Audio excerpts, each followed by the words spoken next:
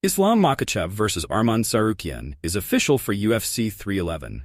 The highly anticipated rematch between Islam Makhachev and Arman Sarian has been confirmed for UFC 311, scheduled for January 18, 2025, in Los Angeles at the Intuit Dome. This news was shared on Instagram by the Nurmagomedov MMA School, which posted a fight post announcing the event. Makhachev, who recently defended his lightweight title by submitting Dustin Poirier, will now face Sarian, who earned a title shot after defeating Charles Oliveira. Islam Makhachev filming a Netflix documentary in Dagestan. The UFC lightweight champion, Islam Makhachev, was seen filming a Netflix documentary inside an MMA cage with the background of the Dagestan mountains.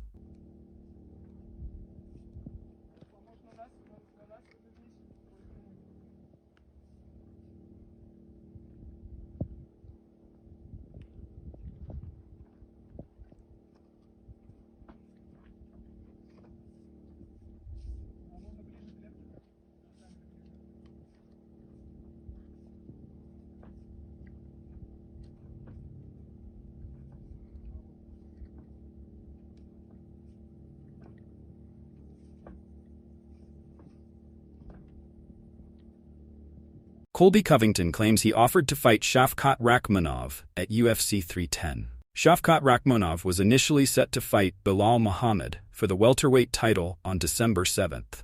However, due to a foot injury, Belal had to pull out of the fight. Rakhmonov has expressed that he still wants to stay on the card and compete for an interim welterweight title. While he currently doesn't have an opponent, Colby Covington recently mentioned in an interview with Submission Radio that he has offered to step in. I told the UFC that, I was willing to step up to the plate and, I would love to save the show and put on a good show for the fans. They pay their hard-earned money for, big mega fights, that they need a mega fight. That's not a mega fight. They need someone who's going to put asses in seats and entertain people. So, I was excited. I wanted the fight and I asked for it, but I think they have other plans. I can walk him down and pressure him, and he's not going to like my pressure. He doesn't do very well with southpaws. We saw how he did with the bus boy, Jeff Neal. So that was a very competitive fight. So, he hasn't fought a top contender yet. He's fought some gatekeepers of the division, some guys right on the cusp of the top 10, but he's never fought a champion like me and a guy who's just going to come at him for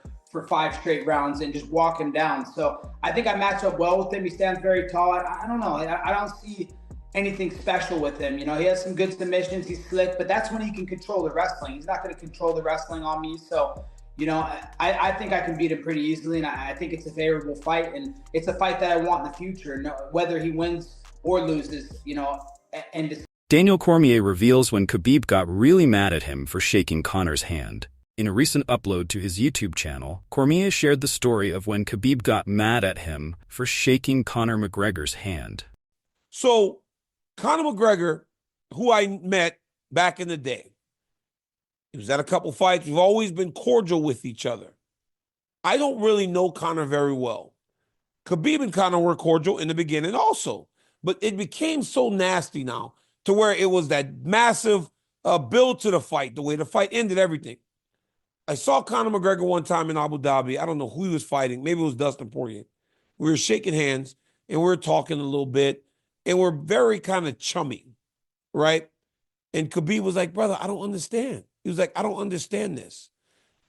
He said, if I see Conor with his wife, I'll shake his hand because that's what you're supposed to do. He goes, but brother, and I initially kind of fought it. Then I started thinking about it, and people close to me were like, no, Daniel, he's right. He is right.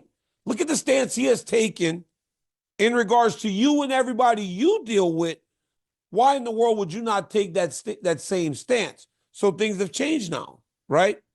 I do this. I don't try to request McGregor for interviews. I don't think that I would get him. Alex Pereira drops an influencer with a body shot. Alex Pereira drops an influencer with a body shot twice with his right hook while dressed in a bunny costume. Bora.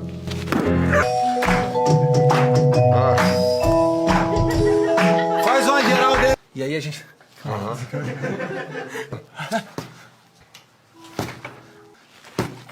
Tá bom, vambora. Ah, filha da... Os caras são muito filha da puta. Ah! Olha aqui. Ai, tá aí. Tá bom, fechar com 50 mesmo. Bora?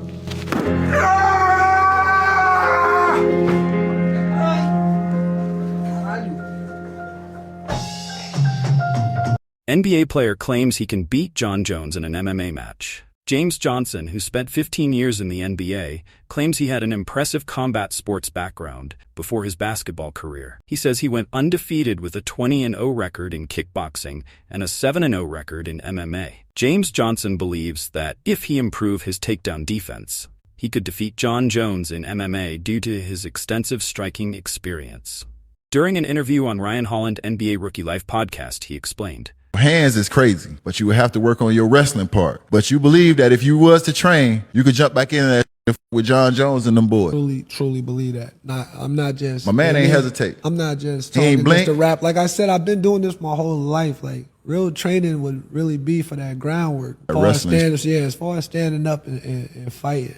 Later, Jon Jones replied in the comments saying, I didn't realize until now that basketball players got some CTE as well. This man sounds crazy. Following that, Izzy also replied with, I see red, bro. Jon Jones revealed he would rather fight Alex Pereira than Tom Aspinall due to legacy. In a recent interview with Kevin Iole, Jon Jones, who is scheduled to fight Stipe Miocic at UFC 309, shared a bold statement that he would rather fight Alex Pereira than Tom Aspinall if he beats Stipe Miocic in UFC 309 for his legacy. More than likely not. More than likely not. I feel like Tom Aspinall is, I don't want to say nobody, but he just hasn't proven anything. He hasn't done anything. And I understand that. I mean, he won his belt against Sergey. Sergey just got slaughtered by someone else. So it's just like, I'm not here to gamble someone else making a name off of me. I'm here to compete against the guys where when we look back, 10 years from now, it'd be like Jon Jones fought this guy and that guy and this legend and this champion and this champion. If there were to be a fight of a guy that's still on our UFC roster that would be not only financially worth it, but legacy worth it, it would be Alex Pereira. Alex Pereira and I, we both 37. Light heavyweight champ. Yeah, we're both 37 years old. Right now, I weigh about 235. I'm an incredibly light heavyweight. I think Pereira walks around at 240. And I think that fight would go much farther on my legacy than a young man who's cool today and maybe gone tomorrow. I remember a time when the whole world thought Johnny Walker was going to be the guy to beat me. And no disrespect for Johnny Walker, but I mean, we all have seen the way his career's played out. I've just been here too long to get all excited about someone who's hot today. I'm here for legacy. I've been gambling for way too long to just take random fights. Fans slammed at Jones by saying, the guy who built his career off beating legends past their prime is refusing to fight the young up-and-comer. How shocking. I knew Jon was scared of Aspinall, but not this scared. Why is Jones dodging Aspinall? Dude literally is the interim champ. Bro isn't hiding the fact he's ducking Tom anymore. Bro thinks he's slick. Pereira has no ground game showcased yet. Aspinall has great stand-up and ground game. No matter what weight Jones fights at, he always finds a way to fight former middleweights.